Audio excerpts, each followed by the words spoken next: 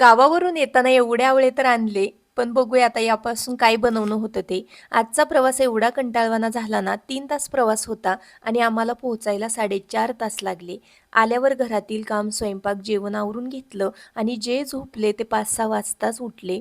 उठल्यावर लक्षात आलं, दळण पण करायचं आहे, कारण संध्याकाळी आम्ही मोस्टली भाकरीच खातो. बाहेर गेलोय म्हटल्यानंतर छोट्या-मोठ्या वस्तू घेणं तर होतंच. संध्याकाळी इथं बघा, याचं असं काही चालू असतं.